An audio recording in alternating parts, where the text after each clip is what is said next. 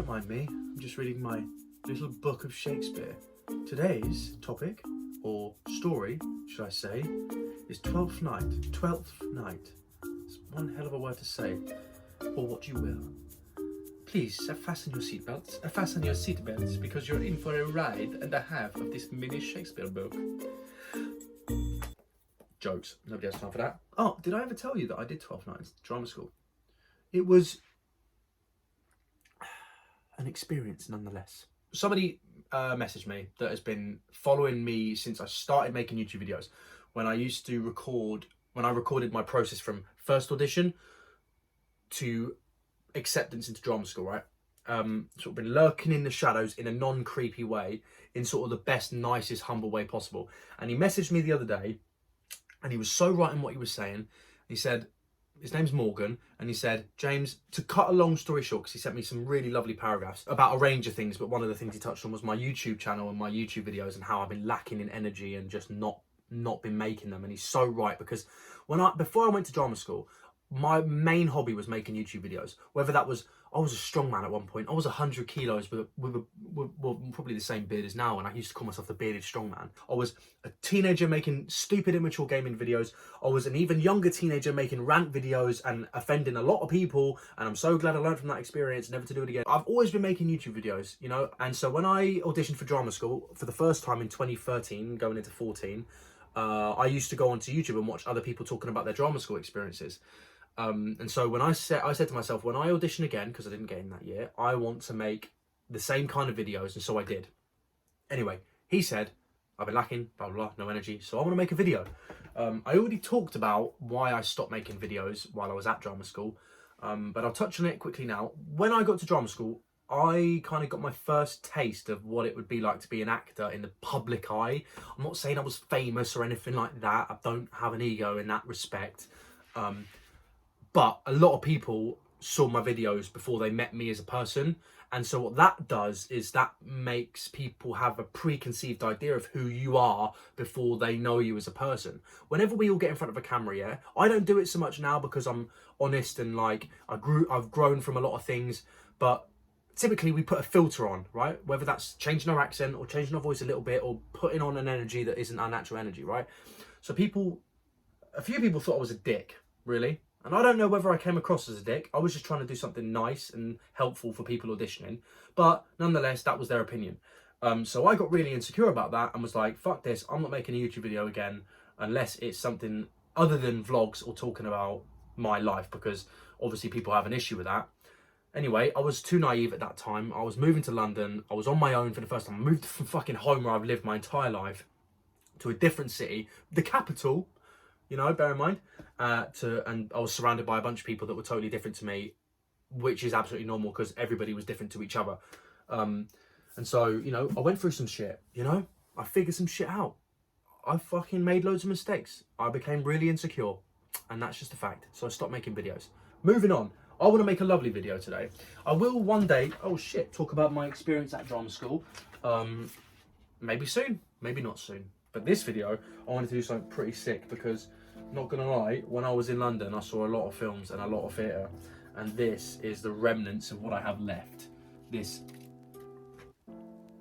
All right, I didn't want to talk about you anyway. I want to pick out some of the funniest or some of the nicest experiences from the tickets, because every show you see and every film you see, there's a story to be told, obviously, because that's what films and theatre is, stories. But when you go to the theatre, you go to the cinema, there's always a story behind the journey there, or the people you went with, and the relationships you had. And I wanted to talk about some of those things that stand out to me. I might pick random ones while looking at you in the eye uncomfortably, or I might just choose some that I want to talk about. And the first one I'd want to choose is talk about revolutionary theatre, Network. Now, I had just finished reading Bryan Cranston's book, Uno Momento. Now, this isn't his book. I can't find his book, but this is another book by a person who's alive and is famous. I can't find his book, and I can't remember what it's called. Shit, man. My memory's shit for an actor. But anyway, this show blew my fucking mind. Literally. And then, afterwards... Right, so the story is, I went with my housemates. I don't know how I managed to get a ticket, yeah? Don't ask me how I managed to do it. Don't ask my housemates how they managed to do it either, Leah and Leah.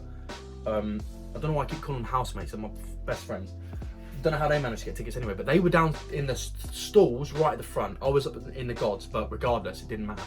The play was insane. We all went together, and then my mate Jason saw the show maybe the day before or a couple of days before, but he turned up on that day to come to the stage door to meet Bryan Cranston. So I had just I was just going through a rough time, yeah. I was going through a breakup, and so I was trying to read as much as I could to occupy my brain. Otherwise, I would have went down a depressed pit, really. And one of the books I read that stood out to me was his book, but which I can't remember the name of, but it was Bryan Cranston's biography or something. And I just finished reading that, and obviously me and my friend, well, not obviously because you don't know me very well, but me and my mate Owen, we watched Breaking Bad when it came out, and were blown away by his performance in that and the story and the show as a whole. Like, and so we went to the stage door, and he came running out, and he was about 2 inches shorter than me. So I was a bit like, what? But anyway, he came running out of the side door, and he was like, take your pictures, it's too cold outside, hurry up. But it was in a nice jokey way. He was so nice. We got a group photo that I'll put on the screen somewhere if I can find it. If not, it's just going to be me awkwardly sat like this. We got a group photo, then we left. And then I was like, man, I really want to just chat to him real quick and get a photo with him on my own. I'm a bit weird with photos, to be honest, because like I always feel like you should talk to them first before you ask for something for yourself, you know. But he was in such a rush. But I did manage to so I said to the girls, I was like, I'm just going to go back and I'm going to get a photo with him. Because he was literally like my idol for so long. He still is one of my idols, you know, and so meeting them in person is so surreal. So I ran up to him and I was like, I've just finished reading your book. Honest to God, your book and your story has helped me through such a rough time in my life at the moment. So I want to say thank you, and also thank you for such a sick show. Your performance blew me away. And he was like, oh, thank you so much. It's very kind of you. I'm so happy you read my book, or something like that. I don't know what he said. I can't remember because my adrenaline was pumping and I barely said what I said in English, to be fair. But anyway, I asked him for a photo. We got a photo together that I'll put up here. If not, I'm just going to be awkwardly sat here like this. But that was one of the moments where I met one of my idols, absolute idol.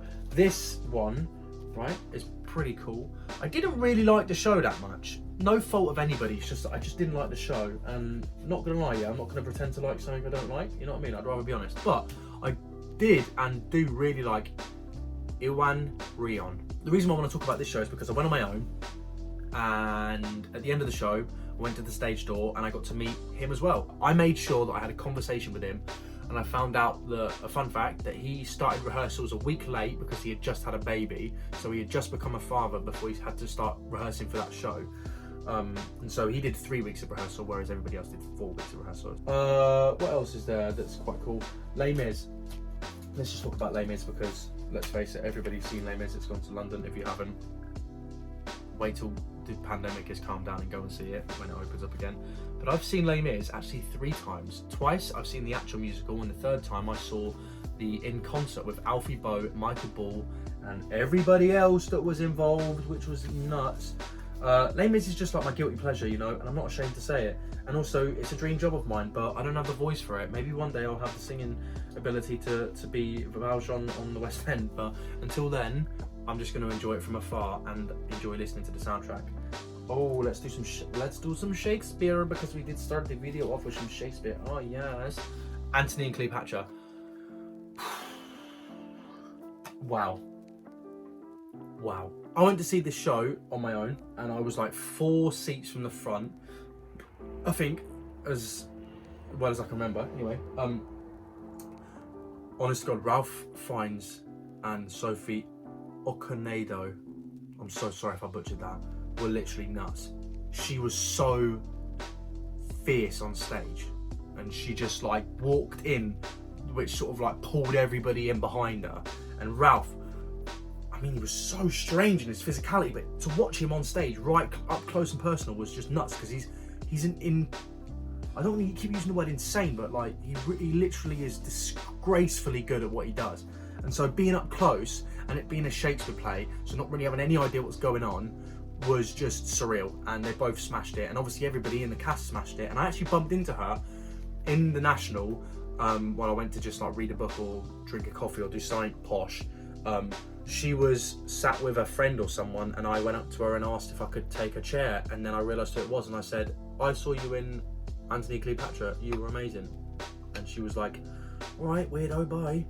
So that's another story actually, where I met the main character and the main actor and the thing. Right, another Shakespeare. I went to see Macbeth at the Barbican, right, which was like the 4th time I'd seen Macbeth in a year and a half. Great show, by the way. What's his name? Christopher Eccleston. I was going to say Michael Fassbender. I'm thinking of the film. Went to see this, right? The show was really good.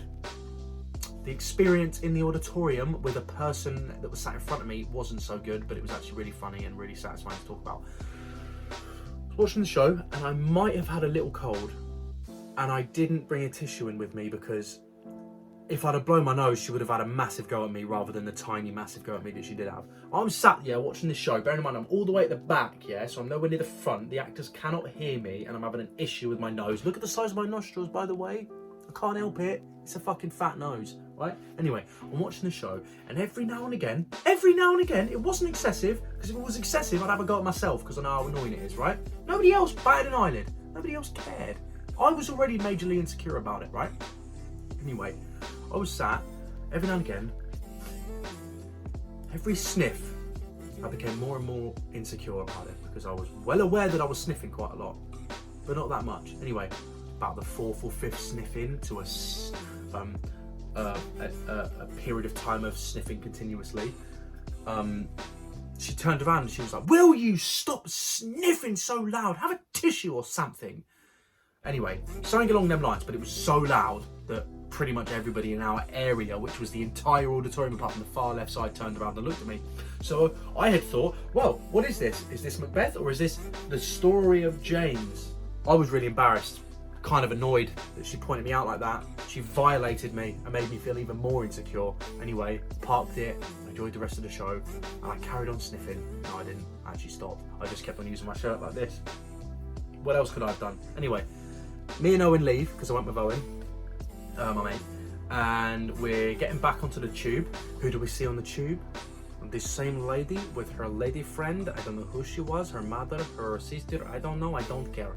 But anyway, I saw them both going to sit down, and in that split moment, there was 2 seats left, and in that split moment I thought, I'm going to get my revenge. So I grabbed hold of the pole in the tube, and I did a swinging round motion like that, and I sat down in her chair while her mate was sat next to me, and I just watched in the periphery of my eyesight her face go really, really red, and her anger build up, because she definitely had some anger issues.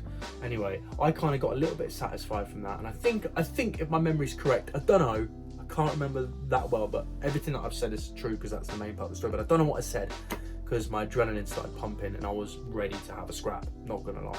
Not really. She's a lady. You don't hit ladies. You don't hit anyone, really. Violence is not the answer. I think I might have turned around and just said something sarcastic, and she went off. And she also remembered me from the theatre auditorium, because I think I had a really distinct sniff. So when I sniffed mid-talking, she remembered it was me and started having a go at me. And then Owen, who studied politics for 3 years at university, and philosophy and economics, had one of the most satisfying, I mean, I just sat back and just enjoyed it. He just had one of the most satisfyingly, factually accurate arguments with a person on a tube that I have ever seen. There was no effing and blinding, there was no spitting or swearing or scrapping. It was just verbally, it was like listening to a Hans Zimmer soundtrack, you know? It was that satisfying. And that, ladies and gentlemen, will conclude today's video.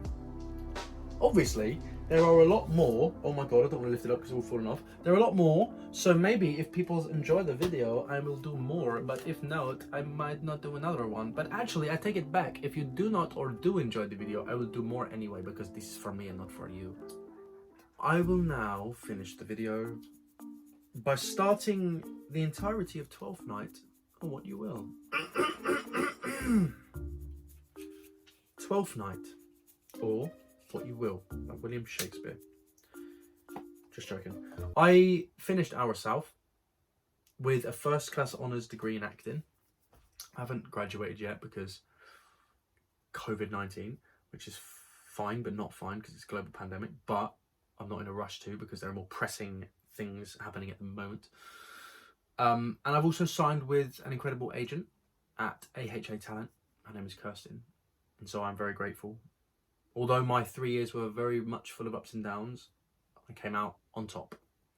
And I proved myself wrong, and I proved every motherfucking teacher at secondary school wrong as well, because they all thought I was going to be a failure. And even though I'm in my bedroom making this video, I'm not a failure. Bye.